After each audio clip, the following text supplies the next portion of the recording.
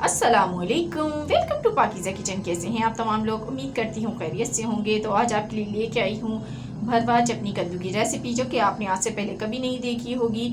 चटनी कद्दू छोटे साइज़ के भी होते हैं और बड़े साइज़ के भी होते हैं। तो आज हमने बड़े साइज़ के रेडी किए हैं। तो ये मैंने किस तरह से रेडी किए हैं, इसके लिए वीडियो को फुल वॉच कीजिएगा, आपको ज़रूर पसंद आएगी। तो चलिए स्टार्ट करते हैं। बिस्मिल्लाहिर्रहमानिर्रहीम। हाफ प्याली ऑयल ले ली है और 2 दरमियानी साइज़ की प्याज़ें हैं, जिनको मैंने हैंड कटर होता है इसकी मदद से मैंने कट कर लिया है। तो ये आपको हैंड चॉपर आराम से मिल जाता है। इसमें आप बिल्कुल बारीक प्याज जो है वो कट हो जाती है, चॉप हो जाती है।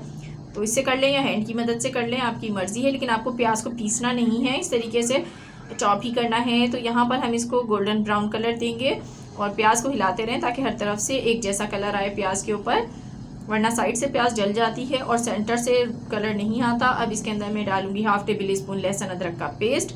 तो यही कलर हमें प्याज को देना था, बहुत ज़्यादा डार्क ब्राउन नहीं करना था। अब कुछ स्पाइसेस नोट डाउन कर लीजिए। नमक है हाफ टेबल स्पून, मिर्चें हैं हाफ टेबल स्पून, धनिया पाउडर हाफ टेबल स्पून और हल्दी भी 1/4 टीस्पून है। तो ये सब मसाले इसमें जाएंगे। तो प्याज देखें और लहसुन अदरक जो है वो फ्राई हो चुके हैं। अब ये मसाले मैं इसमें चारों ऐड कर देती हूँ और ये चारों मसाले ऐड करने के बाद आपने इसको मिक्स करना है। और मिक्स करने के बाद हम इसको सिर्फ 15 सेकंड ही पकाएंगे, ज़्यादा नहीं पकाना है वरना मसाले जल जाएंगे। तो इसमें अब हम टमाटर ऐड कर देंगे। तो मैंने 3 अदद बड़े साइज़ के टमाटर लेके उनकी जो स्किन थी वो रिमूव कर दी है और इसमें डाल दिए हैं। ये डाल के आपने इसके अंदर थोड़ा सा पानी ऐड करना है। तो यहाँ अगर आप लोग मेरे चैनल पर न्यू हैं और फर्स्ट टाइम मेरी वीडियो वॉच कर रहे हैं तो आपसे छोटी सी रिक्वेस्ट है, चैनल को सब्सक्राइब कर दीजिएगा ताकि आपको अच्छी अच्छी वीडियोस जो है देखने को मिल सकें। तो इसमें मैंने पानी ऐड कर दिया है। पानी ऐड करने के बाद इसको हम कवर कर देंगे तकरीबन 15 मिनट के लिए। तब तक हम नेक्स्ट प्रोसेस की तरफ चलते हैं। तो देखिए यहाँ पर मेरे पास चटनी कद्दू हैं। तो ये लंबे साइज़ के कद्दू हैं, छोटे साइज़ के भी आते हैं, गोल गोल लंबे साइज़ के भी आते हैं। दोनों का फ्लेवर एक जैसा होता है, बस शेप का फ़र्क होता है। तो इसको आपने खुरच लेना है क्योंकि ये जो है बहुत ही सॉफ्ट होता है, इसका छिलका ऊपर से आराम से खुरचा जाता है। इस तरह से इसको आप खुरच लें या छील लें, आपकी मर्ज़ी है। तो ये देखिए मैंने दोनों छील लिए हैं। अब इसके अंदर हम इसके पीसेस बनाएंगे। तो आपने इस साइज़ के ही पीसेस बनाने हैं, बहुत ज़्यादा छोटे पीसेस नहीं बनाने हैं। तो एक में से 4 बना दिए मैंने। पीछे की टिप जो है इसको भी अलग कर लेते हैं, इसमें से भी इसी तरह के पीसेस कट कर लेंगे। तो यहाँ देखें सारे पीसेस कट हो गए हैं, इनको सीधा कर लेते हैं और इसको थोड़ा सा साइड से हटा देते हैं ताकि सीधा खड़ा हो सके। तो ये देखें अंदर से बिल्कुल कच्चे हैं, आपने भी इसी तरह के लेने हैं, बिल्कुल पक्का बीज नहीं होना चाहिए। अब इसके ऊपर आपने इस तरीके के क्रॉस के निशान लगाना है। ये देखें इस तरह का, बिल्कुल आपने गहराई में निशान नहीं लगाना है वरना क्या होगा कि ये खुल जाएगा। इस तरह से सब पे निशान लगा लें। अब इसमें क्या मसाला जाएगा ये नोट डाउन कर लें। ज़ीरा पाउडर है हाफ टेबल स्पून, हल्दी 1/4 टीस्पून, नमक half tablespoon, red chilli powder half tablespoon, साबुत धनिया कुटा हुआ है half tablespoon, chaat masala half tablespoon. तो ये सारे स्पाइसेस इसमें जाएंगे, इनको अच्छी तरह से मिक्स कर लें।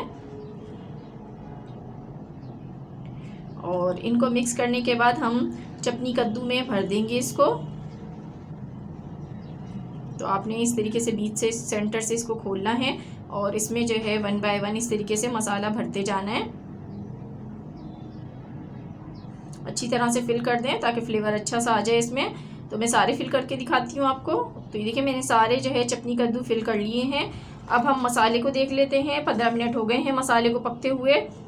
तो ये देखें बिस्मिल्लाहिर्रहमानिर्रहीम, यहाँ पर मसाला जो है वो हमारा अच्छी तरीके से कुक हो चुका है। तो इसको आपने हल्का हल्का से प्रेस करना है कि टमाटर और प्याज आपकी अच्छी तरीके से टूट जाए।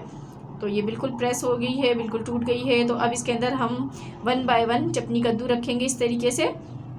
तो जो मसाला हमने जिस साइड पे फिल किया है उसका जो रुख है हम ऊपर की तरफ रखेंगे और जो दूसरा रुख है उसे नीचे की तरफ रखेंगे। और इसमें थोड़ा सा पानी ऐड कर दें वरना इसको ऐसे ही कवर कर दीजिए।